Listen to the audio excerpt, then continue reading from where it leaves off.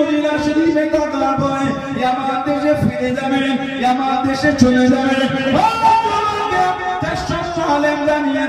আমরা ইয়ামান দেশে ফিরবো না, আমরা ইয়ামান দেশে যাবো না, আমরা এই জমিনে থাকবো, ইয়ামান দেশে ফিরবো না। চোদ্দ বাদশা জানিয়ে দিয়ে চোদ্দ বাদশা জিজ্ঞাসা করলেন কেন ইয়ামান দেশে যাবে না, কেন এই জমিনে থাকবে?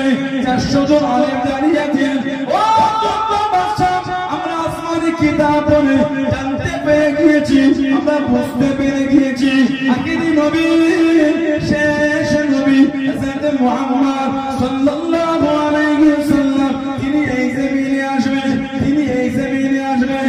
সুযোগ যদি হয়ে যায়, সুযোগ যদি হয়ে যায় তারা হাত কানা ধরে ইমানে কালেমা পড়ে মুসলমান হয়ে যাও।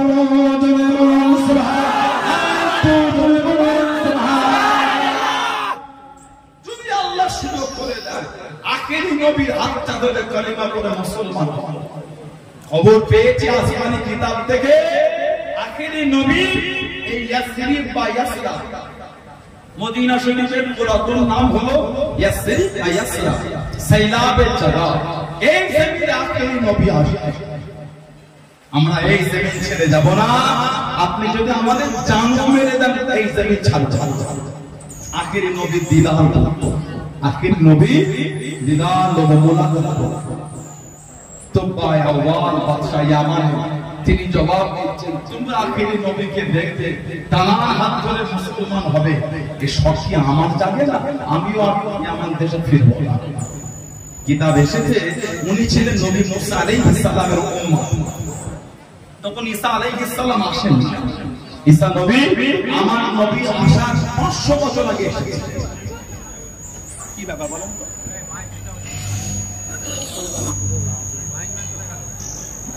ঈসা নবী আমার নবীর আসার 500 বছর আগে এসেছে, আর এটা হচ্ছে নবী পাক আসার 1000 বছর আগে। তো বাবা ইয়ামান দেশ থেকে সব মদিনা শরীফের রাজত্ব নিয়ে চলে গেলেন। 400টা আলেমের জন্য 400টা ঘর করলেন, একতলা আর একটা ঘর করলেন দুতলা। 400টা করলেন এক ছাদে, 400টা খাদেমা মহিলাকে ক্রয় করে আজাদ করে 400 জন আলেমের সঙ্গে বিয়ে দিয়ে দিলেন। কেন? মদিনা শরীফের জমিনটাকে আবাদ করতে হবে। এই জমিনে সরকারে দো আলম দিনের বাদশাহ কিতাব এসেছে 400 জন আলেমের বিয়ে দেওয়া হলো। বেশ অনেকদিন থাকার পরে তুব্বা বাদশাহ কমজোর হয়ে গেলেন। এবার ইয়ামান দেশে ফিরে যাবে, যাবার আগে চিঠি লিখলেন, চিঠি ইয়া রাসূলুল্লাহ, হুজুর আমি তুব্বা ইয়ামান দেশের বাদশা, হুজুর আমি ইয়াসরিব বা ইয়াসরা এসেছিলাম, হুজুর আমি খবর পেয়েছি আপনি এই জমিনে আসবেন, তাই আপনার অপেক্ষায় রয়ে গেলাম। তবে হুজুর আমি বড় অসুস্থ, আর হয়তো আপনার সাথে মোলাকাত আমার হবে না। তবে আশা ছিল যদি মোলাকাত হতো সবার আগে আমি আপনার হাতটা ধরে কালিমা পড়ে মুসলমান হতাম। যদি বলুন না সুবহানাল্লাহ, ইয়া রাসূলুল্লাহ আর হয়তো দেখা হলো না, তবে আমি এখন থেকে আপনার উপর ঈমান আনলাম, আমি এখন থেকে আপনার উপর ঈমান আনলাম। ইয়া রাসূলুল্লাহ, হুজুর এই জমিনে আপনি হিজরত করে আসবেন, কে ঘর দেবে না দেবে কোনো ঠিক না, আমি এখন থেকে আমার এই বাড়িটা আপনার কদমে হাদিয়া করে দিলাম। আপনি যখন এই জমিনে হিজরত করে আসবেন আপনি আমার এই ঘরের থাকবেন। বলুন সুবহানাল্লাহ। চিঠিটা লিখে সোনা দিয়ে চড়িয়ে আর চিঠির নিচে লিখে ইয়া রাসূলুল্লাহ, হুজুর কিয়ামতে আপনি আমাকে ভুলবেন একটু সাথে নেবেন।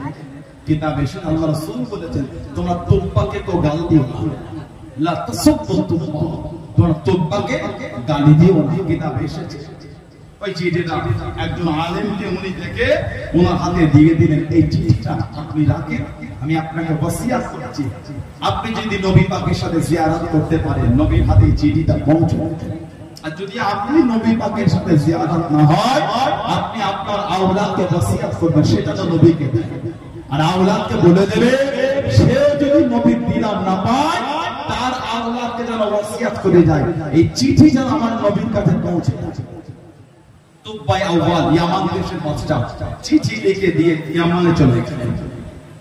আল্লাহ নবীর উটটা ঘুরে ঘুরে ঘুরে ঘুরে আল্লাহ রাসূল মদিনা শরীফে এসে মদিনা শরীফের বাইরে কিছুদিন ছিলেন, একটা মসজিদ তৈরি করে মসজিদে কুবা, মসজিদে কুবা আল্লাহ নবী হিজরত করে মসজিদ তৈরি করেছিলেন।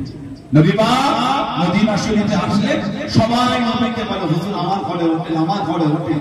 নবী পাক বলেন, সরে যাও, আমার এই উট আল্লাহ পাকের হুকুমে যার বাড়ির সামনে বসে তার বাড়িতে উঠব। এই উটটা ঘুরে ঘুরে ঘুরে ঘুরে হযরত আবু আইয়ুব আনসারী রাদিয়াল্লাহু তাআলার বাড়ির সামনে গিয়ে বসে গেছে। যেই বাড়িটা ছিল দোতলা, সব বাড়ি ছিল একতলা, 400টা আলেমের একটাই তৈরি করেছিল দোতলা বাড়ি। ওই বাড়ির সামনেই বসে গেছে। কোন বাড়ি? যে বাড়িটা 1000 বছর আগে আমার নবীর কদমে হাদিয়া হয়েছিল, সেই বাড়ির সামনে গিয়েই নবীর উটটা বসে গিয়েছে। জোরে বলবেন সুবহানাল্লাহ, জোরে বলা আলহামদুলিল্লাহ। সেই নবীর মিলাদের আলোচনায় বসেছে, সেই নবীর আগমনের আলোচনায় বসেছে। কিছু হলো নিয়ে ঘরে যায়। যে নবীর আব্বা হযরত আব্দুল্লাহ রাদিয়াল্লাহু তাআলা, মা হযরত আমিনা রাদিয়াল্লাহু তাআলা। আমাদের নবীকে আল্লাহ দুনিয়ায় পাঠাবেন, আল্লাহ আগে মা বাপকে এক জায়গায় জড়ো করেছে। খাজা আব্দুল্লাহ রাদিয়াল্লাহু আনহু বলেন, আমি যখন হেঁটে হেঁটে যেতাম আল্লাহ আমাকে দেখাতেন আকাশের মেঘগুলি যেন আমাকে ছিন্ন করে পড়ে। সুবহানাল্লাহ বলবেন। হযরত আমিনা বলে, আমার রাত্রিরে বাড়িতে ঘুম ভাঙলে মাঝে মাঝে দেখতাম আমার এই জীর্ণ শীর্ণ কুটিরে ঘর আলোয় আলোকিত হয়ে গেছে। বলুন সুবহানাল্লাহ। আল্লাহ রাসূল মুসনাদে আহমদ ইবনে হাম্বলে ইমাম আহমদ ইবনে হাম্বল নকল করেছেন, জানাকে আল্লাহ পাক 10 লক্ষ হাদিসের হাফেজ করেছেন। ইমামে আহমদ ইবনে হাম্বল তিনি মুসনাদে আহমদ ইবনে হাম্বলে 16700 নম্বর হাদিসে নকল করেছেন। নবী পাকের মায়ের কথা, রাআত হিনা ওয়াদাআতুহু নূরা, রাআত হিনা ওয়াদাআতুহু নূরা। নবী বলে, আমার মা যখন আমাকে ভূমিষ্ঠ করলেন, মানে আমি নবী যখন জন্মগ্রহণ করলাম, আমার মা আমাকে দেখেছে নূর। নবী বলছে আমার মা আমাকে নূর দেখেছে। জোরে বলবেন না। আদমিন কুসুরের শাম, যে নূরটা শাম দেশের রাত প্রাসাদগুলোকে আলোকিত করে দিয়েছিল। জোরে বলবেন। আর আমাদের সমাজে কিছু কিছু ভাই আছে, ওরা আমাদের নবীকে নূর মানতে চায়। একটু হ্যাঁ বলতে, আমাদের নবীকে অষ্টম হিজরিতে ফাতে মাক্কা হয়েছিল। অষ্টম হিজরি 10,000 সাহাবা নবী মক্কা শরীফে গিয়ে ফাতে মাক্কা করলেন অষ্টম হিজরি। কিছু কিছু লোকের নাম ধরে নবী বলেছিলেন, এদের দেখলা রাখা যাবে না, যে ক্ষতি এরা দিনের করেছে। তার মধ্যে একজনের নাম হলো হযরত কাব বিন সুয়াইদ রাদিয়াল্লাহু তাআলা। চাদর দিয়ে শরীর ঢেকে 2-3 জনের পিছনে বসে বলছে, হুজুর ওই ব্যক্তি যদি মাফ চায় আপনি মাফ করবেন? নবী হেসে হেসে বলছেন, এসেই যখন বলেছো লুকিয়ে না, সামনে আসে। নবীর কাছে গিয়ে বলছে, আনা কাব বিন সুয়াইদ। আমাদের নবী বলছে, আনা মুহাম্মদ ইবনে আব্দুল্লাহ সাল্লাল্লাহু আলাইহি ওয়াসাল্লাম। বলুন না সুবহানাল্লাহ। নবীর নূরের হাতে তাদের কালিমা পড়ে মুসলমান হয়ে গেলেন। আল্লাহ নবীর সামনে বসে গেলেন। কাছে দেখি দাঁড়িয়ে যে ইয়া রাসূলুল্লাহ, নবী বললেন, ইয়া রাসূলুল্লাহ, নবী বললেন, আল্লাহ পাকের নবী হুজুর বেয়াদবি মাফ করুন, মুস্তাগিটা ক্ষমা করুন। সারা জীবন আপনার বিরুদ্ধে কবিতা বলেছি, আপনার বিরুদ্ধে কবিতা শুনিয়েছি। সুযোগ যদি করে দেন, সুযোগ যদি দিয়ে দেন, আজকে আপনাকে এনে কবিতা বলবো, আজকে আপনাকে এনে কবিতা শোনাবো। আল্লাহ নবী জানিয়ে দিয়েন, আল্লাহ নবী শুনিয়ে দিয়েন, আমি নবী আমার কাবিল জয় আমাকে রে কবিতা বলবে, আমাকে রে কবিতা শোনাবে। একটু বিচারা করে দাও বাবা।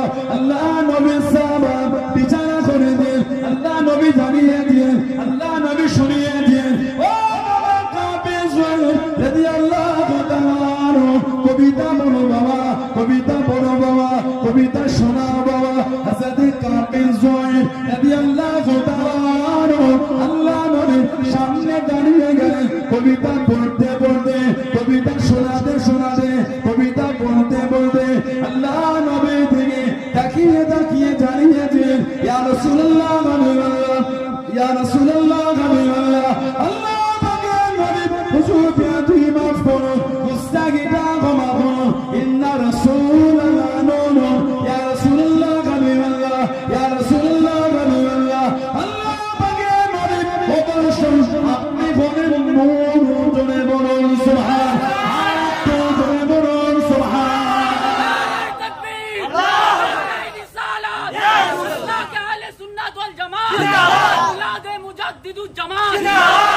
হুজুর ইন্না রাসূলাল্লাহ নূরুন, ইয়া রাসূলুল্লাহ অবশ্যই আপনি হচ্ছেন নূর, ইস্তাদউ বিহি, যা থেকে আলোটা গ্রহণ করা হয়ে থাকে। আমাদের নবী এত খুশি হয়েছেন, নবীর চাদর শরীফটা রাসূলুল্লাহ ওনাকে ছুঁড়ে দিয়েছে। নবীর সামনে নবী পাকের দিকে তাকিয়ে বলছেন, ইয়া রাসূলুল্লাহ ইন্না রাসূলাল্লাহ নূরুন, হুজুর অবশ্যই আপনি হচ্ছেন নূর। সাহাবা নবীর সামনে দাঁড়িয়ে বলছেন নূর। আমাদের সমাজে নবীকে নূর মানতে গায়ে চলে, এগুলো ঠিক না। নবীর সম্মানে তোমার কষ্ট হয় কেন? নবীর ইজ্জত তো আল্লাহ দিয়েছে, সুবহানাল্লাহ বলেন। নবীর ইজ্জত আল্লাহ দিয়েছেন, আপনার কষ্ট হয় কেন? নবীর ইজ্জতের শান আল্লাহ এত আলাদা। আল্লাহ পাক বলেছেন ওয়া রাফা'না লাকা যিকরা, হাবিব আপনার জন্য আপনার জিকির আলোচনাটা আমি আল্লাহ আলা করে দিলাম। নবীর আলোচনা হচ্ছে আলা, নবীর চর্চা আলা, নবীর শান আলা। আল্লাহ করেছেন, আপনি কমাচ্ছেন কেন? আল্লাহ বলছে হাবিব আপনার ইজ্জত বেশি আর আপনার জ্বলন হয়ে গেল।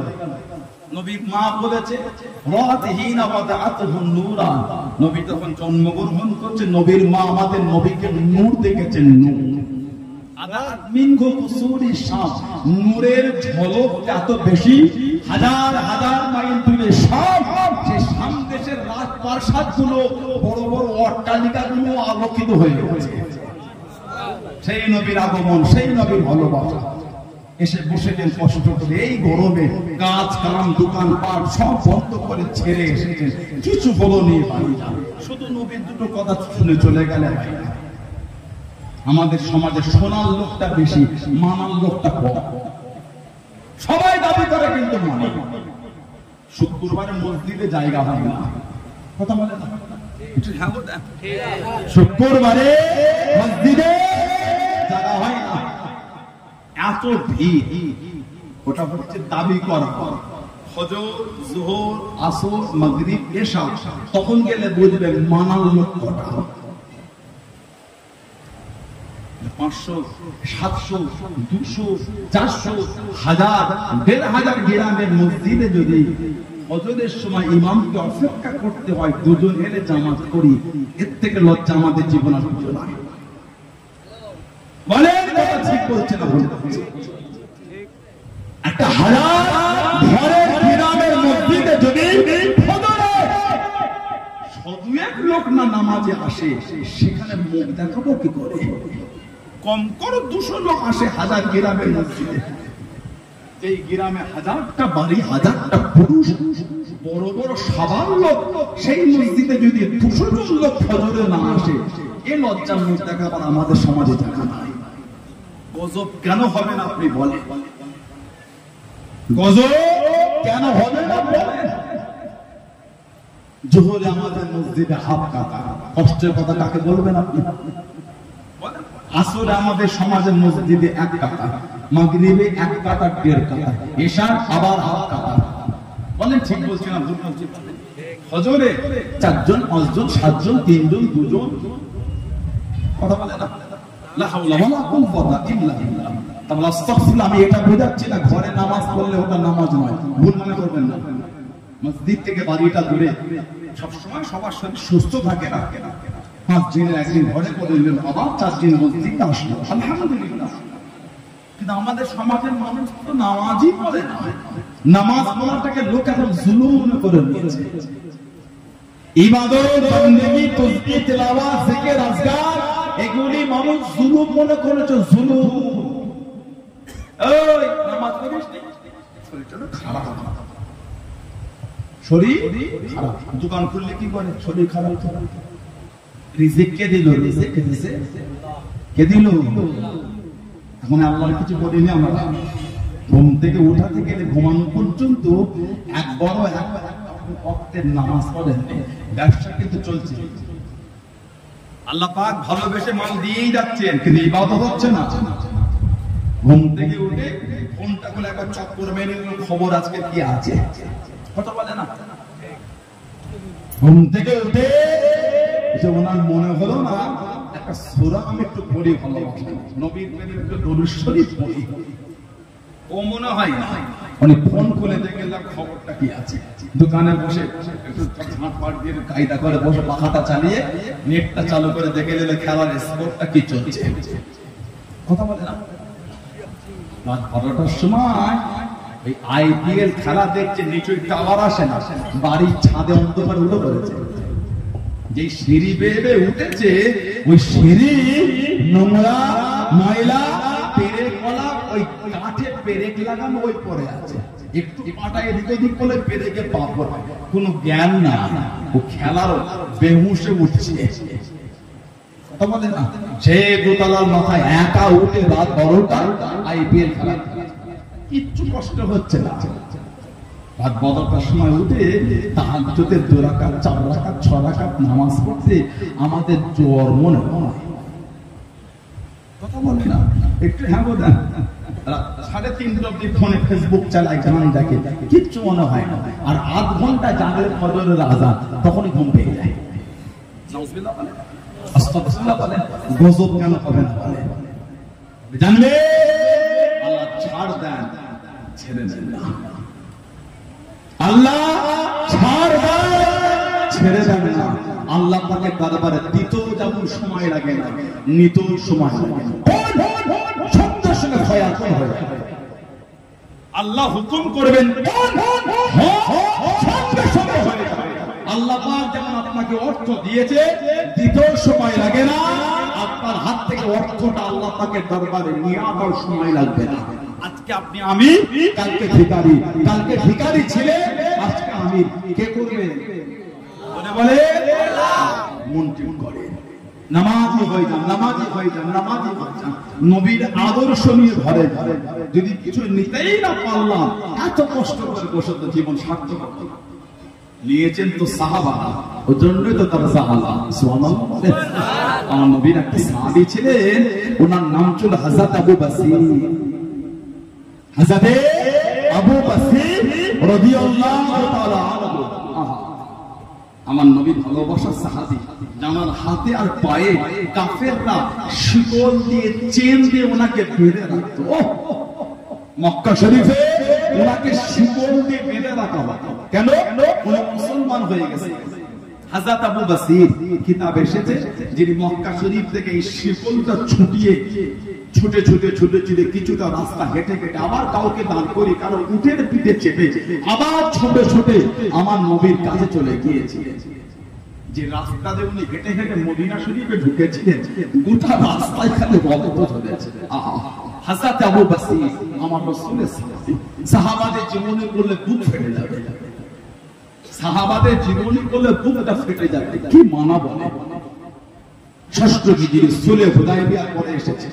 আল্লাহ নবী নবী শরীফে ওয়াজ করেন,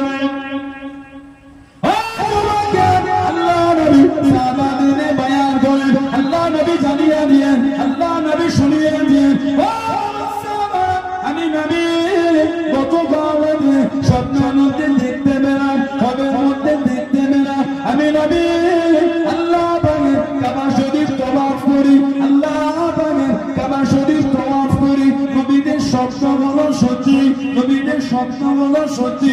আল্লাহ নবী সাহাবারা জানিয়ে দিলেন, ইয়া রাসূলুল্লাহ কাবিরাল্লাহ, ইয়া রাসূলুল্লাহ কাবিরাল্লাহ, আল্লাহ পাকের নবী হুজুর বিয়াতি মাফ করুন, মুস্তাগফিরা ক্ষমা করুন। কতদিন কাবা শরীফে যাই না করুন, কতদিন কাবা শরীফ দেখি না করুন। আল্লাহ পাকের কাবা শরীফ কতদিন সামনে থেকে ইবাদত করি না। হুজুর আপনি চলেন চলেন, আল্লাহ নবী হাও বলেন না, না বলেন না।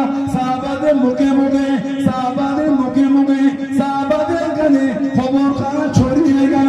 আল্লাহ নবী আল্লাহ নবী দরবারে হাজির হয়ে গেলেন। আসসালামু আলাইকুম ইয়া রাসূলুল্লাহ কাবিরাল্লাহ। আল্লাহ নবী সালামের জবাব করা দিলেন, আল্লাহ নবী উত্তর করা দিলেন, হুজুর আপনি কখন যাবেন? আল্লাহ নবী জানিয়ে দিলেন, আমি নবী হাও বলিলাম, আমি নবী নাও বলিলাম, হুজুর আপনি চলেন চলেন। আল্লাহ নবী আল্লাহ নবী পার হয়ে গেলেন। ষষ্ঠ হিজরিতে নবী 1500 সাহাবা নিয়ে পার হয়েছে। আল্লাহ রাসূল সর্বপ্রথম যেখানে গিয়েছিলেন জায়গাটার নাম ছিল যুলহুলাইফা। জায়গাটার নাম যুলহুলাইফা, ওটা মদিনা শরীফের মিকাত। মিকাত মানে হলো সীমানা, একটা নির্দিষ্ট জায়গা। আমরা ভারতবাসী আমাদের মিকাতের নাম হলো ইয়ালাম। ইরাকের লোকেদের মিকাতের নাম হলো জাতিরা। এটা ফিকায় আমরা পড়েছি, যেমন উলামা ভাই আছে জানেন ফিকায় এগুলো পড়ানো হয়। ফিকা এটা একটা সাবজেক্ট, ইসলামিক একটা মাসলা মাসাইলের সাবজেক্ট একটা ফিকা। নবী পাক এই যুলহুলাইফায় আমার কত বছর হজে ছিলাম, আমার হেফজু ভাই ছিলেন, আমার মুনাইম ভাই ছিলেন, আমার ভাই সব ছিলেন, আর সব এলাকার অনেকে ছিলেন। আমরা প্রথমে গিয়েছিলাম মদিনা শরীফ। যখন আমাদের করে পাশে করে মক্কা শরীফে নিয়ে যাওয়া হচ্ছে, যুলহুলাইফায় আমাদের নামানো হয়েছিল। নামিয়ে মসজিদে আমরা নামাজ পড়লাম, ইহরাম করে তাহারাত নিয়ে আমরা উমরার নিয়ত করে দিলাম। এটা হলো সীমানা। মদিনা শরীফে কোন লোক যদি মক্কা শরীফে যেতে চায় হজ বা উমরার জন্য, এই যুলহুলাইফা থেকে তাকে ইহরাম করে যেতে হবে। যদি ওই জায়গাটা বিনা ইহরামে অতিক্রম করে, শরীয়তের হুকুম হলো ওই জায়গাটা দাম দিতে হবে, পশুকে জবাই করতে হবে। ইদানিং আমাদের এলাকায় উমরায় যাবার একটা ভালো আলোড়ন করেছে, আলহামদুলিল্লাহ। আল্লাহ সকলকে যেন তৌফিক দেন, বলুন আমিন। বলুন আল্লাহ। তবে একটু আদবটা শিখে যাওয়াটা উত্তম।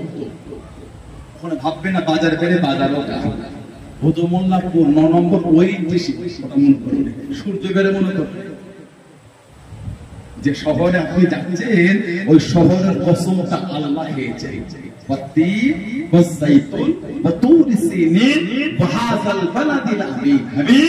আমি আল্লাহ, আপনার শহর মক্কা আমি আল্লাহ কসম খেয়েছিলাম। জোরে বলে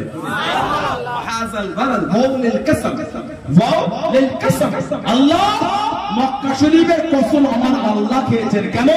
ওই শহর আল্লাহ আমাদের নবীকে পাঠিয়েছেন। জোরে বলুন না সুবহানাল্লাহ। কেন?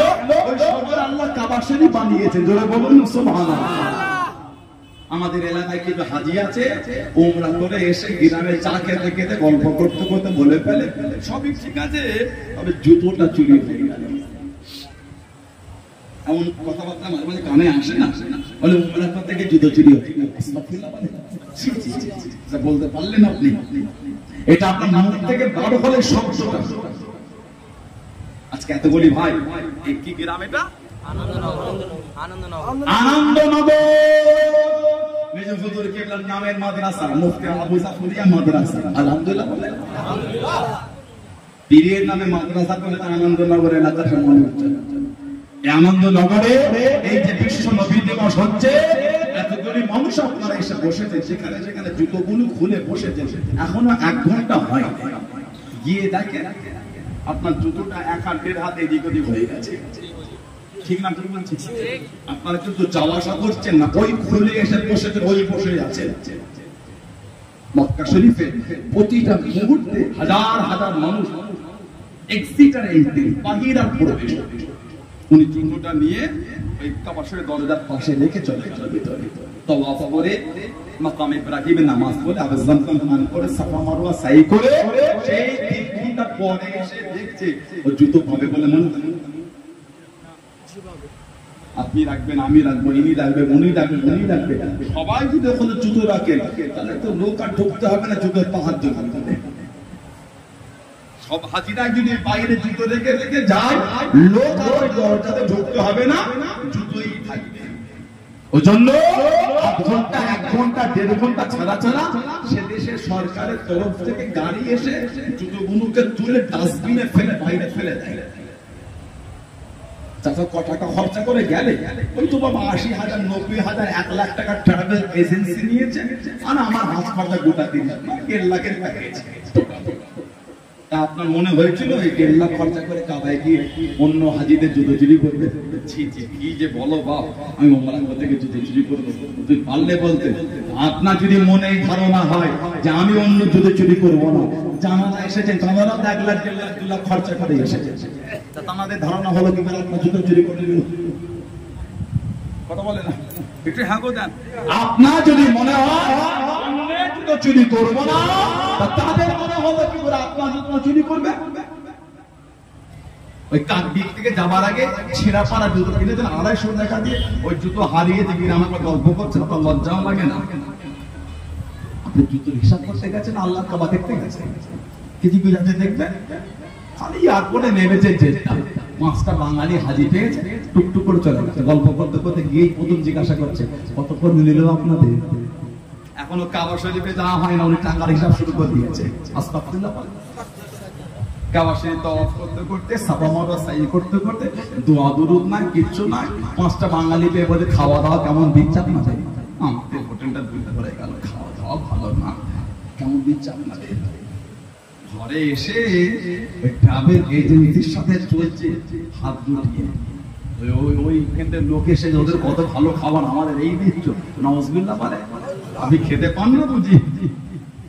যে জায়গায় গেলে 1 রাকাত নামাজ পড়লে 1 লক্ষ রাকাত নামাজের সওয়াব, উনি ওখানে গিয়ে 5000 কম বেশি হয়েছে ঝগড়া করছে। আস্তাগফিরুল্লাহ বলেন। কপালে হাত বোলান, আপনার মতন গুনাহগারটা কাবা শরীফে যাওয়ার সুযোগ পেয়েছে। কপালে হাত বোলান, আপনার মতন পাপী আল্লাহ নবীর দরবারে নিয়ে গিয়ে দাঁড় করিয়ে দিয়ে কপালে হাত বুলে শুকরিয়া আদায় 2 রাকাত নামাজ পড়ে। 2000 3000 কম বেশি উনি কাবা শরীফে ঝগড়া করতে, লজ্জাও লাগলো না আমাদের? যদি কোন ট্রাভেল এজেন্সি হাজিদের সাথে বিয়াদবি করে, ছাড় পাবে না? যেখানে রহমত বেশি সেখানে গজব বেশি। তো সহজাই যেমন দোয়াও তাড়াতাড়ি কবুল হয়, বদদোয়াও কবুল হয়।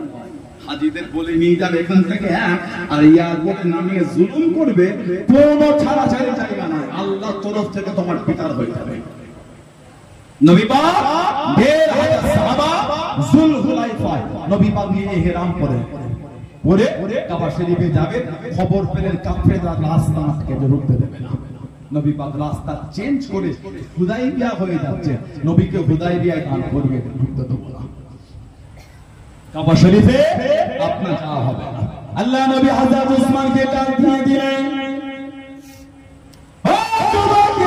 আল্লাহ নবী জানিয়ে দিয়ে, ও বাবা উসমান, তুমি একটু মক্কা শরীফে চলে যাও বাবা, কাফেরদের লিডারদের বুঝিয়ে দাও, কুরাইশদের নেতাদের সাথে কথা বলো, আমি নবী ঝগড়া করতে আসি না, আমি নবীকে তওয়াফ করতে এসেছি।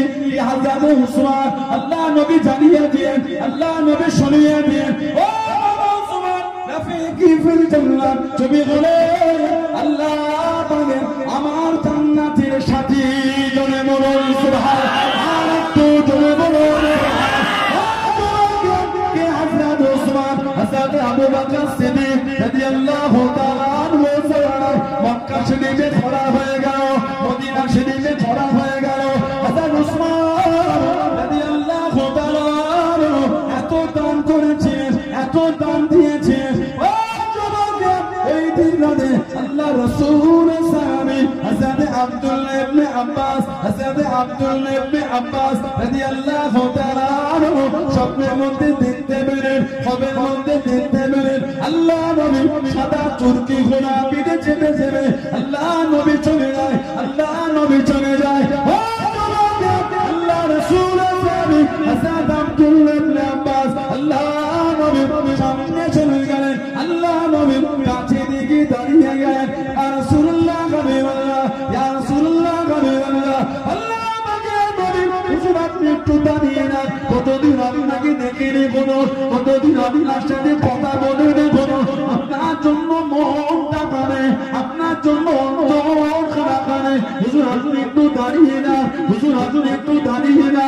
আল্লাহ নবী শুনিয়ে দিন, আল্লাহ নবী জানিয়ে দিন, ও আব্দুল্লাহ ইবনে আব্বাস, আজকে নয় বাবা, অন্যদিন হবে বাবা, আজকে আমি নবী আমার তারা আছে, ইয়া রাসূলুল্লাহ হাবিবাল্লাহ, ইয়া রাসূলুল্লাহ হাবিবাল্লাহ, হুজুর আপনি একটু দাঁড়িয়ে না, আপনাকে দেখার জন্য অন্তর খারাপ হয়, আপনার সাথে দুটো কথা বলে, আল্লাহ নবী জানিয়ে দিন, আল্লাহ নবী শুনিয়ে দিন, ও আব্দুল্লাহ ইবনে আব্বাস, আমার উসমান আল্লাহ দ্বীনের জন্য এত দান করেছে বাবা, এত দান দিয়েছে বাবা, আল্লাহ রাব্বুল আলামিন এত খুশি হয়ে গিয়েছে, এতটা রাজি হয়ে গিয়েছে আমার উসমানের জন্য।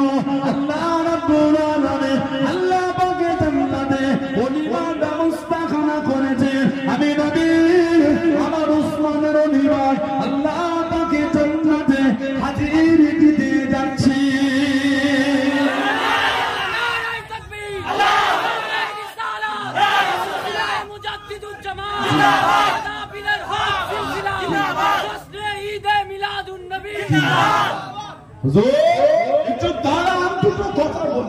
নবী বলছেন না না, আল্লাহ জান্নাতে আমার উসমানের ওলিমার ব্যবস্থা করেছে।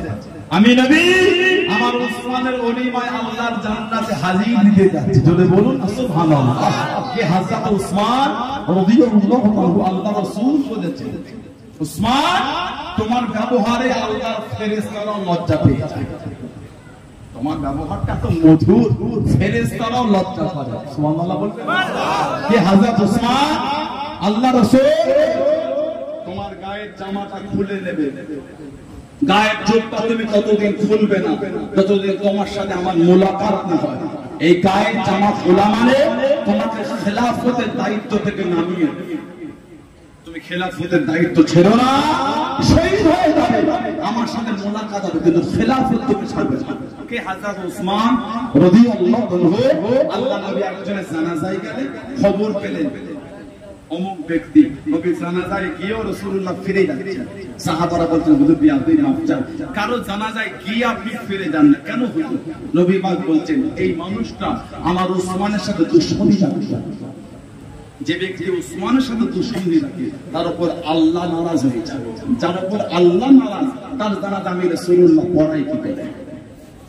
সেই হযরত উসমান চলে গেলেন মক্কা শরীফ, কাফেরদের লিডারদের সাথে কথা বলছেন, বোঝাচ্ছেন যে একটু আস্তে দাও, আমাদের সব কষ্ট করে আমরা এসেছি, কাফেরদের একটাই কথা হবে, তবে ওসমান তোমার সাথে আমাদের একটা সম্পর্ক ভালো, আর তুমি ইহরাম পরে আছো আর ওই যে কাবা শরীফ দেখা এসেই যখন পড়েছো তুমি একা তাওয়াফটা করে চলে যাও। কি মানা সাহাবা হযরত ওসমান রাদিয়াল্লাহু আনহু বলছেন এ মক্কার কাফেররা তওয়াফ তো আমি করব, তবে এখন না। কেন? এখন তো নবী না, আমি ওসমান আল্লাহ পাকের কাবা শরীফ তখনই তওয়াফ করব যখন আমার সামনে আমার রাসূলুল্লাহ থাকবে। জোরে বলুন না সুবহানাল্লাহ। আমি রাসূল ছাড়া কাবা শরীফ তওয়াফ করব। নবীর কাছে ফিরে গেলে কাফেরদের সাথে নবীর একটা চুক্তি হয়েছে, ওটাকে ইতিহাসের পাতায় ইসলামী হিস্টরিতে মানে সুলে হুদাইবিয়া, হুদাইবিয়ার চুক্তি বা হুদাইবিয়ার সন্ধি, তার মধ্যে একটা চুক্তি ছিল এই বছর ফিরে যান, আগামী বছরে আসবেন, 3 দিনে বেঁচে থাকতে পারবেন। এটা মানে আলেমে আসে, ইসলামী হিস্টরিতে আলেমের সাবজেক্ট আসে, মানে মাধ্যমিক ক্লাস 10 ইসলামী হিস্টরি এই হুদাইবিয়ার চুক্তি পড়ানো। 2 নম্বর অস্ত্র একটা আনলে খাপের বাইরে বার করতে পারবেন না। যার একটা চুক্তি ছিল আমাদের মধ্যে 10 বছর কোনো ঝগড়া অশান্তি বিগ্রহ যুদ্ধ হবে না। যার একটা চুক্তি ছিল মক্কা শরীফের কোনো লোক যদি মদিনা শরীফে চলে যায় ওই ব্যক্তিটাকে ফিরিয়ে দিতে হবে, তবে মদিনা শরীফের কোনো লোক যদি আমাদের মক্কা শরীফে চলে আসে ওই ব্যক্তিটাকে আমরা ফিরিয়ে দেব। সাহাবারা ঠিক এই জায়গায় গিয়ে বললেন হুজুর এটা কি করে হয়? ফিরালে উভয় ফিরাবো না, ফিরালে উভয় ফিরাবো না, ওদের লোকেদের ফিরিয়ে দেবো, আমাদের লোকগুলো ফিরাবে না। হুজুর এটা যে চুক্তি হচ্ছে না। নবী বললেন মেনে নাও। হুজুর বিয়াদি মাফ চান, এটা কি করে মানা যায় হুজুর? কারণ আমার নবী তো নিজের থেকে করছেন না। ওমা ইয়ানতিকু আনিল হাওয়া ইন হুয়া ইল্লা ওয়াহয়ুন ইউহা। আল্লাহ পাক বলেছেন আমার হাবিব নিজের থেকে কিছুই করে না, কিছুই বলে না। যেটা আমি আল্লাহ ওয়াহী করি ওটাই আমার হাবিব করে, ওটাই আমার হাবিব বলেন। জোরে বলুন সুবহানাল্লাহ। কাফেরদের সাথে চুক্তি হলো, এর 2 বছরের মধ্যে মক্কা শরীফ থেকে চলে এসেছিলেন নাম হযরত আবু বসির। হযরত আবু বসির রাদিয়াল্লাহু তাআলা আমার নবীর মুহাব্বতের সাহাবী, গোটা রাস্তায় খালি রক্ত টপকেছে। আমার নবীর একটা সাহাবী ছিলেন হযরত আব্দুল্লাহ ইবনে হুযাফা আস-সাহমি রাদিয়াল্লাহু তাআলা। আব্দুল্লাহ ইবনে হুযাফা আস-সাহমি রাদিয়াল্লাহু তাআলা যিনি আমার নবীর চিঠির বহনকারী সাহাবী ছিলেন। উনি আমাদের নবীর চিঠি বহন করে দাওয়াত দিতে গেছেন। জানাতে আবার 19 হিজরিতে হযরত ওমর রাদিয়াল্লাহু আনহু পারস্যে পাঠিয়েছিলেন দিনে দাওয়াত দিয়ে। পারস্য সম্রাট ওমর ফরজ করেছেন মুসলমানদের জন্য উচিত হযরত আব্দুল্লাহ ইবনে হুযাফা আস-সাহমি রাদিয়াল্লাহু আনহু ওনার মাথাতে একটা চুমু খাওয়া, সূচনা শুরুটা আমি ওমর আমি করে দিলাম। বলুন না সুবহানাল্লাহ। ওনার মাথাতে মুসলমানদের উচিত চুমু খাওয়া। কে? আব্দুল্লাহ ইবনে হুযাফা পারস্য চলে গেলেন। পারস্য সম্রাট বলেছে, শুনেছি মুসলমানদের ঈমানটা খুব মজবুত। সুবহানাল্লাহ বলে, শুনেছি মুসলমানের ঈমান খুব মজবুত, যদি ওদের পাও মেরো না, একটু ধরে আনবে আমার কাছে, দেখবো পরীক্ষা করে ঈমান কেমন মজবুত। কাদের ঈমান? আমরা মুসলমান, আমাদেরটা না। চারটে বড় বড় রসগোল্লা খাইয়ে দিয়ে আর তিনটে গরম কচুরি খাইয়ে মিষ্টির দোকানে নিয়ে গিয়ে কাঁধে হাত দিয়ে যদি আদর করে বলেছে, ওই আমার হয়ে ওকে দুটো মিথ্যা বলে দেন, তুই খাবা নাকি দুটো, চারটে বলে দিচ্ছে, কথা বলে না, নাউজুবিল্লাহ বলে, লা হাওলা ওয়ালা কুওয়াতা ইল্লা বিল্লাহ। হাদিস শরীফের কিতাবে এসেছে, যখন মানুষ মিথ্যা বলে তার মুখ থেকে এত দুর্গন্ধ বার হয়, রহমতের ফেরেশতারা দূরে সরে যায়। আবার মিথ্যা বলে, আবার দুর্গন্ধ বার হয়, ফেরেশতা আরো দূরে চলে যায়। আবার মিথ্যা বলে, আবার দুর্গন্ধ বার হয়, ফেরেশতা আরো দূরে চলে। এই করতে করতে আল্লাহর ফেরেশতারা তার থেকে অনেক দূরে চলে যায়। কিন্তু আমাদের মিথ্যা না বললে তো খবরই হচ্ছে না, কথা বলে না, নাউজুবিল্লাহ বলে, লা হাওলা ওয়ালা কুওয়াতা ইল্লা বিল্লাহ। কি ঈমান আমরা তৈরি করে ফেলেছি। আমরা মিথ্যা বলে খুশি হয়, সত্য বলতে কাজ নেই। এই সত্য বলিস না কি, নাউজুবিল্লাহ বলে।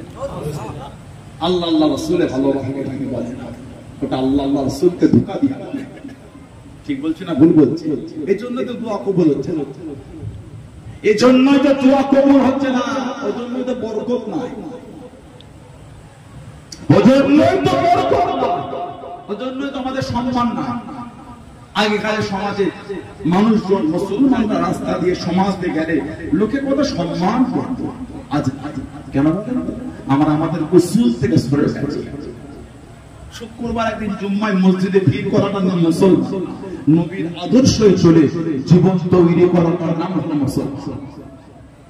শুক্রবারে একদিন ভিড় করাটার নাম মুসলমান।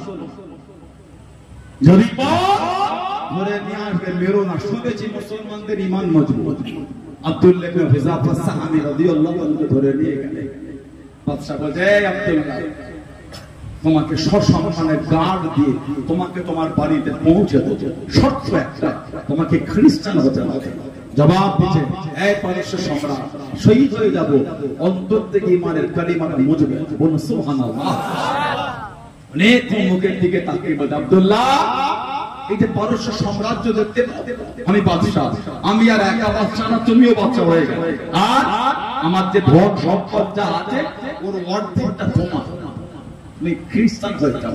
সাহাবী জবাব দেয়, পারস্য সম্রাট গোটা আরব যদি আমার নামে লিখে দাও, এক লামহা, একটা মুহূর্তের জন্য আমার অন্তর থেকে ঈমানের কালিমাটা মুজবে, যদি বলুন সুবহানাল্লাহ। কি ঈমান সাহাবা, হুজুরের হাতে দিয়ে শিকল বাঁধা হলো,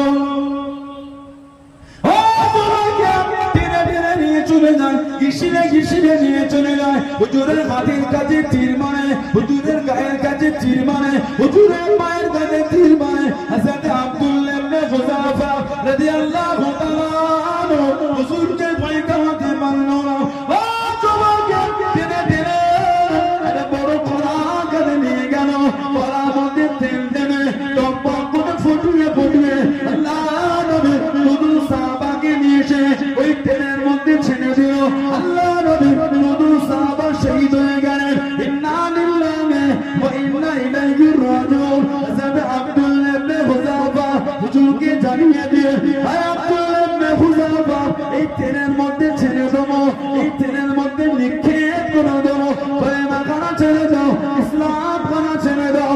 ও যুবক, ও আমার মুরব্বি বাবারা, মায়েরা, বোনেরা, ভগিনা, মানাটা কাকে বলে, মুহাব্বত কাকে বলে? আল্লাহ আল্লাহ রাসূল কি কানে মেনেছে, আল্লাহ আল্লাহ রাসূল কি কানে মেনেছে। ও যুবক, আল্লাহ রাসূলের সাহাবী হযরত আব্দুল্লাহ ইবনে হুযাফা হুজুর আমার জানিয়ে দিলেন, হুজুর আমার শুনিয়ে দিলেন, আমি আব্দুল্লাহ শহীদ হয়ে যাব, অন্তর থেকে কলেমা কানা মুজবে না। টেনে টেনে গরম তেলের দিকে নিয়ে চলে যায়, টেনে টেনে গরম তেলের দিকে আগিয়ে নিয়ে যায়, তেলের মধ্যে ছেড়ে দেবে, তেলের মধ্যে নিক্ষেপ করে দেবে। আল্লাহ রাসূল সাহাবী হযরত আব্দুল্লাহ ইবনে হুযাফা রাদিয়াল্লাহু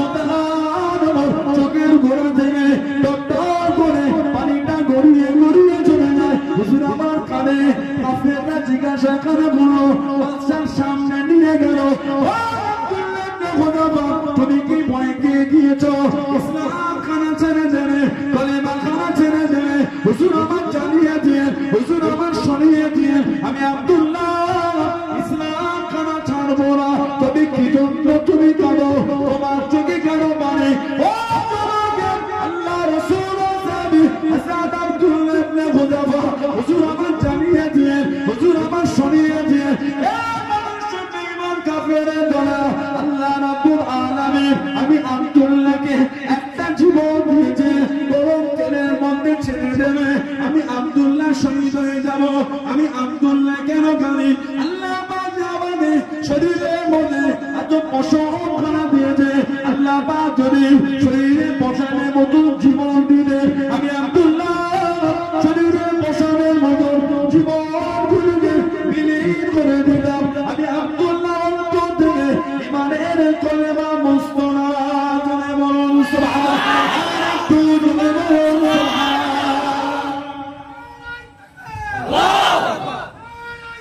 সুবহানাল্লাহ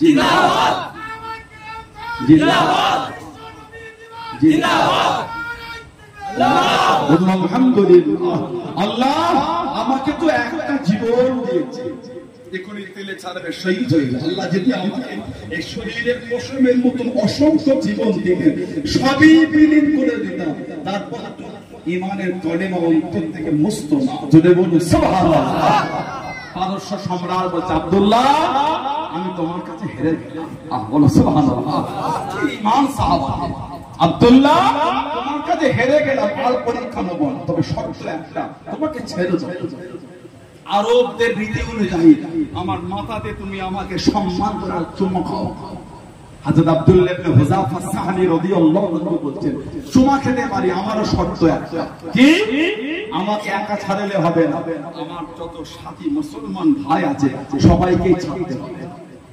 বাদশা রাজি হলো আব্দুল্লাহ ইবনে হুযাফা ওনার মাথায় চুমা খেলে মদিনা শরীফে আসলেন 19 হিজরি হযরত ওমর রাদিয়াল্লাহু আনহুকে সমস্ত ঘটনা বললেন উমারের ফারুক বলেন মুসলমানদের জন্য উচিত আব্দুল্লাহ ইবনে হুযাফার মাথাতে একটা চুমু খাওয়া সূচনা শুরুটা আমি উমার আমি করে দিলাম বলুন না সুবহানাল্লাহ নবী পাকের সাহাবী হযরত আবু বসির রাদিয়াল্লাহু আনহু যাকে চেন দিয়ে মক্কা শরীফে বেঁধে রাখতেন উনি মুসলমান হয়েছিলেন কলেমা পড়লে কোন কোন চেনটা ছড়িয়ে ছোট ছোট ছোট ছোট কিছুটা হেঁটে হেঁটে আবার কাউকে দাঁড় করে উটের ফিরে চেপে চেপে আবার ছোট ছোট হেঁটে হেঁটে মদিনা শরীফে আল্লাহর নবীর কাছে চলে কিতাব এসেছে মদিনা শরীফের রাস্তায় খালি রক্ত টপকেছে হযরত আবু বসির রাদিয়াল্লাহু আনহু আল্লাহ নবীর সামনে চলে গেলেন আল্লাহ নবীর কাছে দেখি দাঁড়িয়ে গেলেন আসসালামু আলাইকুম ইয়া রাসূলুল্লাহ আল্লাহ নবী সালামের জবাব করে দিলেন আল্লাহ নবী উত্তর করে দিলেন ইয়া রাসূলুল্লাহ ইয়া রাসূলুল্লাহ আল্লাহ পাকে বলে আমি আবু বসির রাদিয়াল্লাহু তাআলা মক্কা শরীফ থেকে এসেছি হুজুর আমি মুসলমান হয়েছি হুজুর আমাকে চেন দিয়ে বেঁধে রাখে আমাকে শিকল দিয়ে বেঁধে রাখে আমি আবু বসির শিকল খুলে আপনার কাছে চলে এসেছি হুজুর আমি আপনার দরবারে থাকবো বলে এসেছি আপনার কাছে থাকতে যাই হুজুর আমি আর মক্কা শরীফে যাব না আমি আর মক্কা শরীফে ফিরবো না আপনার দরবারে থাকবো হুজুর হযরত আবু বসির রাদিয়াল্লাহু তাআলা আনহু চক্ষু থেকে টপ টপ করে পানি গড়িয়ে গড়িয়ে চলে যায় আল্লাহ নবী ওখানে হযরত আবু বসির ওখানে হুজুর আমি আপনার কাছে থাকতে যাই আমি আপনার দরবারে থাকবো বলে এসেছি হুজুর আমাকে মনটা কষ্ট দিয়েছে চেন দিয়ে বেঁধে রাখে আল্লাহ রাসূল হযরত আবু বসির রাদিয়াল্লাহু তাআলা আনহুর পিছনে হুজুর কুরায় দাঁড়িয়ে গেল হুজুর কুরায় দাঁড়িয়ে গেল সাল্লাল্লাহু আলাইহি ওয়াসাল্লাম আপনি যে ওয়াদা করে দেন আপনি যে জবান দিয়েছেন মক্কা শরীফের কেউ চলে গেলে আপনি তাকে ফিরিয়ে দেবেন আপনি তাকে পাঠিয়ে দেবেন আবু বসির আমাদের মক্কা শরীফ থেকে চলে এসে আপনি তাকে পাঠিয়ে দেন আপনি তাকে আমাদের কাছে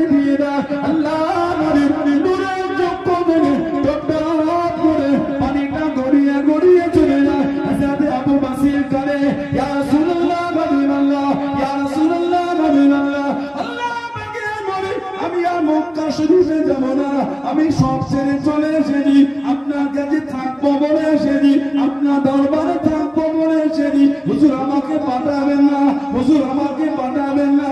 আল্লাহ নবী চোখ বড় পানিরে কেঁদে কেঁদে জানিয়ে দিয়ে আল্লাহ নবী শুনিয়ে দিয়ে ও আবু বসির চলে যাও, চলে যাও। আমি নবীকে ওয়াদা করেছি, আমি নবীকে জবান দিয়েছি, কেউ চলে এলে আমি নবী তাকে পাঠিয়ে দেবো, আমি নবী তাকে আমার কাছে রাখতে পারবো না। আমি নবীকে ওয়াদা করেছি। ও বাবা আবু বসির চলে যাও, চলে যাও, আমার কাছ থেকে চলে যাও বাবা, আমার দরবার থেকে চলে যাও বাবা। আমি নবী ওয়াদা ভঙ্গ করতে পারবো না, আমি নবী ওয়াদা খেলাফ করতে পারবো না। ইয়া রাসূলুল্লাহ, নবীল্লাহ, হুজুর মেয়াদি মাফ করুন, এরা আমাকে বড় কষ্ট দেয়, এরা আমাকে বড় মারে। আল্লাহ নবী জন্মরা বানিয়ে জানিয়ে দিলেন ও আবু বসির চলে যাও, চলে যাও। আমি রাসূলুল্লাহ জানিয়ে দিলাম আমার তরফ থেকে একদিন একদিন তোমার কানে দাওয়াত খানা পৌঁছে যাবে। চলে বলুন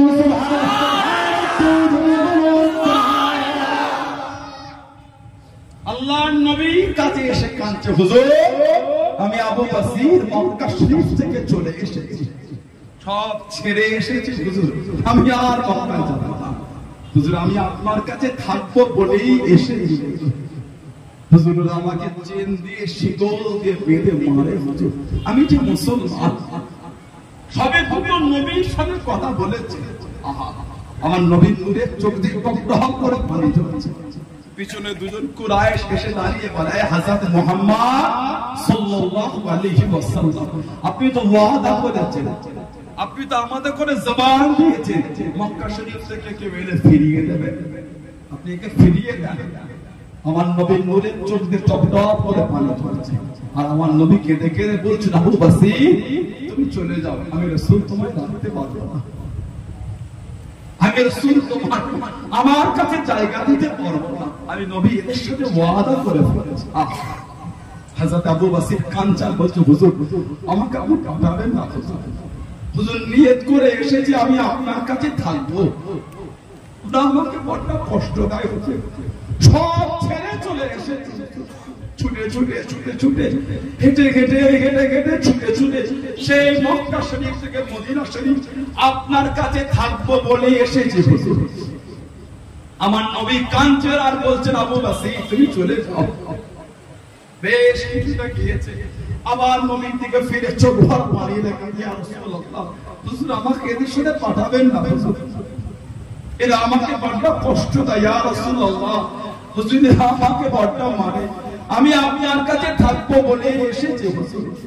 আল্লাহ নবী চোখ ভরা পানি রে কাঁদছেন আর বলছেন, আবু বসির আমি রাসূল বলে দিলাম আমার তরফ থেকে তুমি একদিন দাওয়াত পাবে, বলুন না সুবহানাল্লাহ।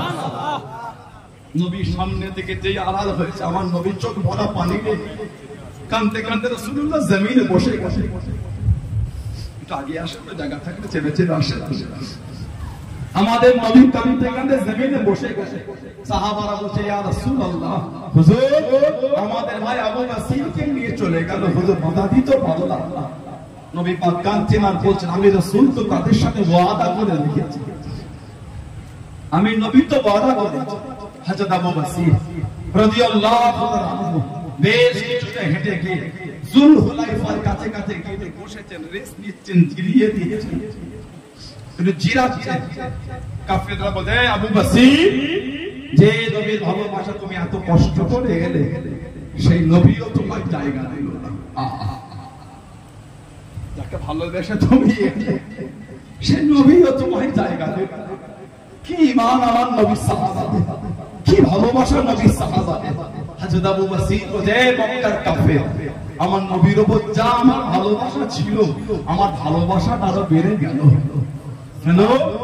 আমার নবী আমার এত কষ্ট দেখেছে, কিন্তু নবী নবীর ওয়াদা ভঙ্গ করে। যদি বলো না সুবহানাল্লাহ, আমার নবী এত কষ্ট দেখেছে, তোরা আমাকে এত মানিস, আমার নবী শুনেছে, কিন্তু নবীর ওয়াদা নবী ভঙ্গ করে না। নবী নবীর ওয়াদার উপর মজবুত থেকে আমার কষ্ট দেখো আমাকে পাঠিয়ে দিয়েছে। সাহাবাদের যে কি ঈমান, আল্লাহ নবী সবে মাত্র সাহাবাদের নিয়ে ইসলামের প্রথম যুদ্ধ ছিল বদর, দ্বিতীয় হিজরি, মাত্র 313 জন সাহাবা 17 রমজান রোজা রেখে সাহাবারা যুদ্ধ করেছিল।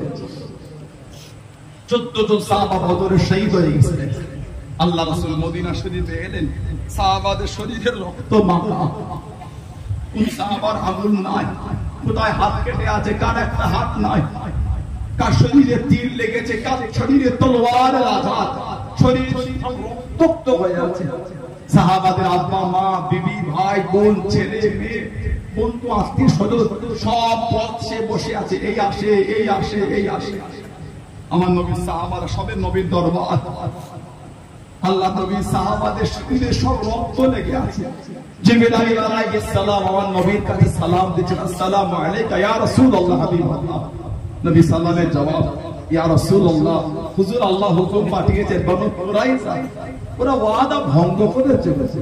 আল্লাহ বলেছেন এখনই ওদের বিরুদ্ধে আবার যুদ্ধে বার হতে হবে। আমার নবী সাহাবাদের দেখছে ঝরঝর করে কাঁদছে। জিবরাইল, আমি নবী সবে এসেছি, আমার সাহাবারা কিনা কোনো ভয়েও যায় না। আমি নবী আমার সাহাবাদের শরীরে এখনো রক্ত লাগা, আমি ওদের কি করে বলি? ইয়া রাসূলুল্লাহ, আল্লাহ হুকুম পাঠিয়েছেন। আল্লাহ নবী সাহাবাদের ডাকলেন, ও আমার সাহাবারা, আল্লাহ হুকুম পাঠিয়েছেন, আল্লাহ হুকুম দিয়েছেন এই অবস্থায় যুদ্ধে আমাদের আবার পার হতে হবে। আমার নবী নূরে চোখ দিয়ে টপ টপ করে পানি ঝরে।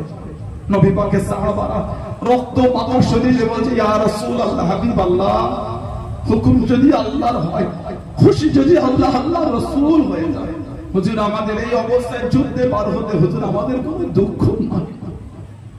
জোরে বলেন না সুবহানাল্লাহ। হুজুর হুকুমটা যদি আল্লাহর হয়, খুশি যদি আল্লাহ আল্লাহর রাসূল হয়।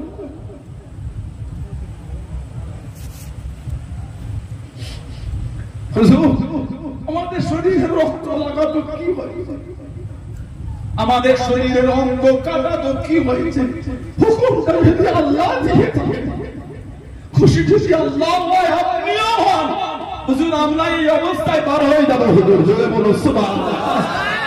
সাহাবাদের শরীরে রক্ত মাখা, রক্ত লাগা, আমার নবী সাহাবাদের সামান্য পথ গিয়েছেন। জিবরাইল আলাইহিস সালাম এসে বলছে, ইয়া রাসূলুল্লাহ, আর যেতে হবে না, আমার আল্লাহ আপনার সাহাবাদের উপর খুশি হয়ে গেছেন। বলুন সুবহানাল্লাহ। কি ঈমান সাহাবা, যে সাহাবাদের জন্য আল্লাহ খুশি হয়ে বলেছেন, রাদিয়াল্লাহু আনহুম ওয়া রাদুয়ান, আমি আল্লাহ তাদের উপর খুশি, তারাও আমি আল্লাহ আমার উপর খুশি। বলুন সুবহানাল্লাহ। যে সাহাবাদের সামনে আল্লাহ বলেছেন, আমিনু কামা আমানান নাস, আমিনু তোমরা ঈমান আনো, কেমন আল্লাহ, কামা যেমন আমানান নাস। এই নাসের তাফসীর হচ্ছে আমার নবী পাকের সাহাবা, যেমন ঈমান আমার হাবিবের সাহাবারা এনেছেন, ওই ঈমান তোমরা আনো। সাহাবাদের ঈমানের প্রশংসা আমার আল্লাহ কোরআনে করছেন। জোরে বলবেন না সুবহানাল্লাহ।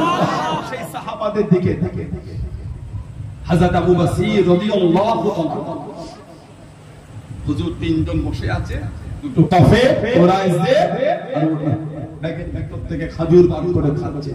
অনেক পরে হযরত আবু বসির রাদিয়াল্লাহু আনহু বললেন, দুজনের মধ্যে একজন, তলোয়ারটা কত সুন্দর, আপনারা একটু দেখতে পাচ্ছেন। তলোয়ারটা হাতে নিলেন, তলোয়ারটা উল্টে দেখছেন, দেখতে দেখতে তলোয়ারটা নিয়ে দুজনের মধ্যে একজনকে জাহান্নামে পাঠিয়ে দিয়েছে, আর একজন কোন ওখান থেকে ছুটে বার হয়ে গেছে। হুজুর মক্কা শরীফে গেলেন আর মদিনা শরীফে আসলেন না। কেন? যদি মদিনা শরীফে যায়, আমার নবী যদি আবার পাঠিয়ে দেয়, আমার নবী তো তার উপরে মজবুত। বলুন সুবহানাল্লাহ। উনি এক জায়গায় জঙ্গল দেখে রাস্তায় রয়ে এই খবরটা ছড়িয়ে গেল। কিতাব এসেছে, মক্কা শরীফে কেউ মুসলমান হলে আর মদিনা শরীফে যেত, হযরত আবু বসিরের কাছে এসে জড়ো হতেন। আবার কেউ মুসলমান হলে আবার ওনার, আবার মুসলমান, আবার ওনার, এই করে করে হযরত আবু বসিরের কাছে আমার নবী সাহাবাদের একটা কাফেলা তৈরি হয়ে গেল। বলবেন না সুবহানাল্লাহ। এবার ওই রাস্তাতে কাফেররা যাচ্ছে, ভয় কাচ্ছে। আমার নবীকে চিঠি লিখছেন, ওদের বলে দেন ওরা যেখানে খুশি যাক, আমাদের বাধা নাই, তবে ওদের বলে দেন আমাদের ব্যবসার পথ ওরা না আটকায়। নবী সাহাবাদের বললেন ওদের রাস্তা বাধা দিও না। হযরত আবু বসির রাদিয়াল্লাহু আনহু বিছানায় শুয়ে পড়লেন, বিছানা শয্যাশায়ী হয়ে গেল, অসুস্থ। সাহাবারা মাঝে মাঝে বলতেন তুমি যে বলতে আল্লাহর নবী তোমার কাছে দাওয়াত পাঠাবে, তুমি তো অসুস্থ, নবীর দাওয়াত এখনো এলো না। উনি তখনও বলতেন নবী পাক যখন বলেছে দাওয়াত তো আসবেই আসবে, সুবহানাল্লাহ। আল্লাহ রাসূল একদিকে বললেন যাও আমার আবু বসিরকে একটু দাওয়াত দিয়ে দাও। হযরত আবু বসিরের কাছে নবীর দাওয়াত পৌঁছে গেল, এত খুশি হয়েছিলেন। এই অসুস্থ অবস্থায় শুয়ে শুয়ে খুশিতে বললেন আশহাদু আল্লা ইলাহা ইল্লাল্লাহ ওয়াহদাহু লা শারীকা লাহু ওয়া আশহাদু আন্না মুহাম্মাদান আবদুহু ওয়া রাসূলুহু সাল্লাল্লাহু আলাইহি ওয়াসাল্লাম। হুজুর ইন্তেকাল, ইন্না লিল্লাহি ওয়া ইন্না ইলাইহি রাজিউন। সেই সাহাবাদের দিকে তাকে কি দাবি করছেন মাঝে এখনো যদি আপনার কাছ থেকে সুদ দূরে না যেতে পেরেছে, লটারি থেকে যদি ফিরে আসতেই না পেরেছেন, মিথ্যা থেকে যদি নিজেকে দূরে সরাতে নাই পেরেছেন, মদ থেকে যদি নিজেকে পিছিয়ে আসতে নাই পারলেন, দাবি করেন না যে রাসূলকে মানি, দাবি করে শয়তান মানি, অসুবিধা নাই। নবী মানি দাবি করুন, নবীর পাগল মদ খেতে পারে না। কথা বলছেন না কেন? নবীর গোলাম শয়তানের গোলাম মদ খেতে পারে না, নবীর গোলাম পারে না। কেন দাবি করছেন? মিথ্যা। মাথা থেকে পা পর্যন্ত সুদ দিয়ে সাজিয়েছেন আর দাবি করছে রাসূলের গোলাম। লজ্জা লাগছে আপনার? এগুলো উচিত না, এগুলো করবেন। আপনি প্রকাশ্যই বলেন, প্রকাশ্যে যখন লোকের জিনিস ঝেড়ে খাচ্ছেন, সুদের মাল প্রকাশ্য খাচ্ছেন, প্রকাশ্য বলতে অসুবিধা কি? আমি শয়তানকে মানি। প্রকাশ্য সুদ খেতে করছে, প্রকাশ্যই বলে শয়তান। কেন মিথ্যা দাবি করেন? নবী মানি, নবীর গোলাম তো এইভাবে জীবন কাটাতে পারে না। অন্যায় আমাদের প্রত্যেকে দ্বারা হয়ে গেছে। এটাও দোয়া তুলছি, আমিও বলি আল্লাহ কিছু তো ফিরে আসে। খালেদ দিলে তো তওবা করেন, আল্লাহ আমি ভুল করেছি মাফ করে দাও, আল্লাহ আমি আর করব না, আল্লাহ জীবনে যা করেছি মাফ করে দাও। এটাই তো পরিবর্তন, এটাই তো হেদায়েত। ঠিক না? আল্লাহকে ভয় করে। ষোলো আনা কবরস্থানে গিয়ে দেখেন আনন্দ নগর, 16 আনা কবরস্থানে গিয়ে দেখেন মুরব্বিগুলো কাতার দিয়ে শুয়ে আছে। কিছু কিছু কবরের কাছে দেখবেন মুরব্বিদের কবরের পাশগুলি ভেঙে ভেঙে ঢুকে গেছে। এই যে পানি হলো, আপনি এখনই উকি মেরে দেখে আসেন মুরব্বিদের কবরগুলি ভাঙা কবর, কবরের নিচে পানি জমে আছে। একদিন আমরাও কিন্তু আমাদের মুরব্বিদের বুকের কাছে যাবো, পালাবার কোনো রাস্তা। একদিন আমাদের মধ্যে অনেকের কবরের পাশ ভেঙে ঢুকে যাবে।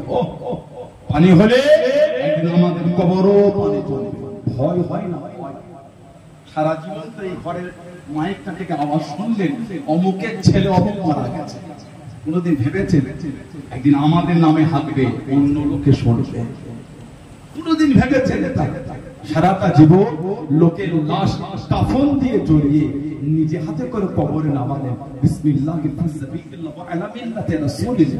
নিজে হাতে নামিয়েছেন। কোনদিন ভেবে দেখেছেন একদিন আমাদের লাশ লোকে কাফন জড়িয়ে লোকে নামাবে? চিত্রটা কেমন বলেন? সারা জীবন আমরা লোকের লাশ নামিয়েছি, একদিন লোক আমাদের লাশ নামাবে। বলেন ঠিক বলছে না ভুল বলছে? সারা জীবন লোকের কবরে 3 মুঠো করে মাটি দিয়েছি, দেন না আপনারা? মিনহা খালাকনাকুম ওয়া ফিহা নুঈদুকুম ওয়া মিনহা নুখরিজুকুম তারাতান উখরা। ইদানিং আমাদের বাড়ি কিছু কিছু ভাই কোথা থেকে সব ফোনে ভিডিও দেখে দেখে সমাজে বলে বেড়াচ্ছে এইগুলো বলে মাটি দেওয়ার কোনো দলিল নাই। আস্তাগফিরুল্লাহ বলে।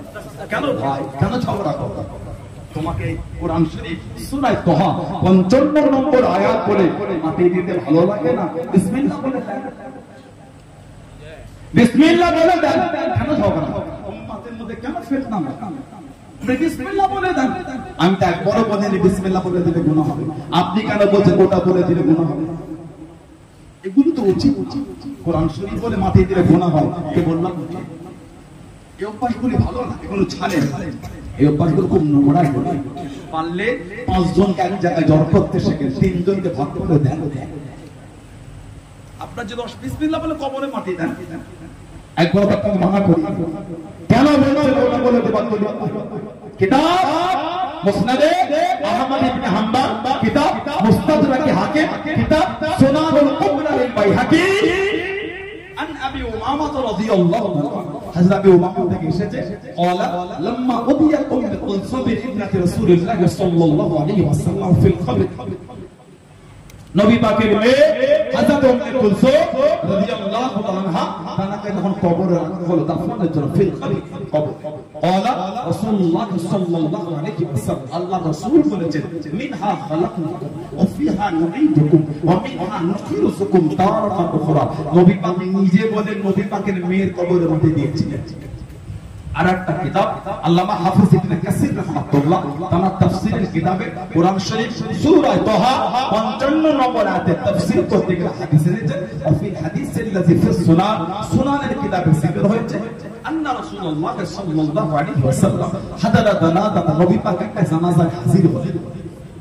فلما دفن الميت فلما من دفن الميت যখন মাইয়িতকে দাফন করা হলো আখাযা কাবসাতান মিনাত তুরাব নবী পাক এক মুঠো মাটি তুরাব মানে মাটি নবী পাক এক মুঠো মাটি নিলেন ফাআলকাহা ফিল কবর নবী পাক ওই মাটিটা কবরের মধ্যে দিলেন হুম্মা অতঃপর ক্বালা নবী বললেন মিনহা খালাকনাকুম হুম্মা অতঃপর আখাযা নবী পাক আরেক মুঠো নিলেন ক্বালা নবী পাক আবার বললেন অফিহা নুঈদুকুম কবরে দিলেন হুম্মা অতঃপর আখাযা নবী আখাযা উখরা নবী আবার নিলেন ক্বালা নবী পাক আবার বললেন ওমিনহা নুখরিজুকুম তারাতান উখরা আল্লাহ নবী সূরা তাহা 55 নম্বর আয়াত তিন পাঠে পড়ে তিন মুঠো মাটি নবী কবরে দিয়েছিলেন জোরে বলো সুবহানাল্লাহ বলছেন দলিল না কেন ঝগড়া লাগাতে উম্মতের মধ্যে আপনি বিসমিল্লাহ বলে দেবেন ওটাই খুশি আলহামদুলিল্লাহ তাই দেন আমি তো একবার আপনাকে নিষেধ করি আমি যখন দিচ্ছি আপনি জামাত ছেলে বোনকে কেন ভুলভাল বোঝাচ্ছে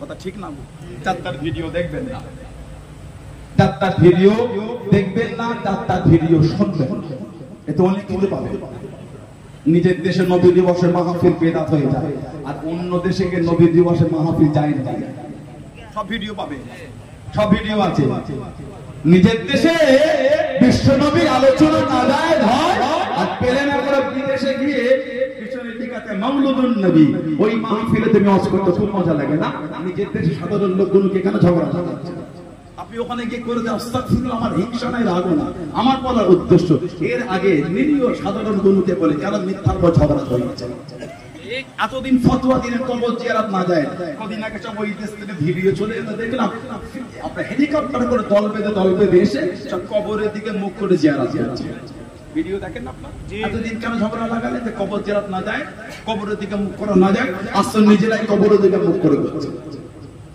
এতদিন আপনারা ফতোয়া দিলেন বাৎসরিক করা যাবে না বাৎসরিক দোয়ার মাহফিল চল আজকে দেখি বড় বড় আলেমদের নামে বাৎসরিক মাহফিল কায়েম হয়ে যাচ্ছে করছেন আমাদের লালেন আস্তাগফিরুল্লাহ আমার কোন উদ্দেশ্য এতদিন ফতোয়া দিয়ে সাধারণ লোককে ঝগড়া কেন লাগালেন নাই লাগাতে পারতেন আপনি করেন না ঠিক না ভুল বলছি মিলাদুন নবীর মাহফিল করেন না কেন ফতোয়া দেন মিলাদুন নবী বেদাত যে বলবেন নবীর মিলাদ বেদাত সেটা বেঈমান হয়ে যাবে কথা বুঝতে পারেন আল্লাহর মিলাদ না যে বলবে আল্লাহর মিলাদ সে কাফের হয়ে যাবে কেন মিলাদ মানে জন্ম আল্লাহ জন্ম আছে আল্লাহ ছিলেন আছেন থাকবেন তিনি অনন্ত আছেন সুবহানাল্লাহ নবীর তো মিলাদ নবীর জন্ম হয় না তার কেন বলছে নবীর মিলাদ মানা যাবে না নবীর মিলাদ যদি বলে মানা যাবে না তার নবীর জন্মই তো মানছে আল্লাহর জন্ম না কিন্তু নবীর তো জন্ম আছে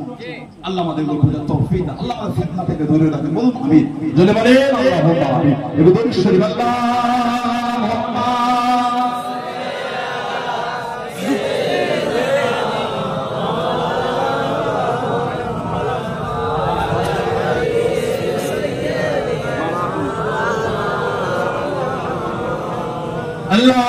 আল্লাহুম্মা সাল্লি আলা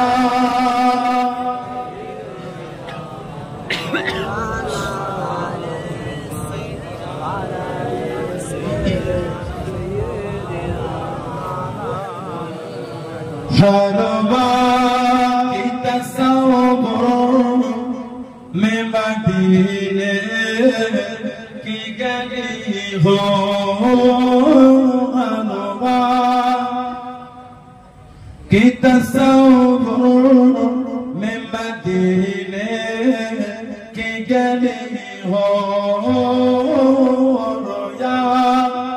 मोहम्मद कि मेरे दिल में बसी हो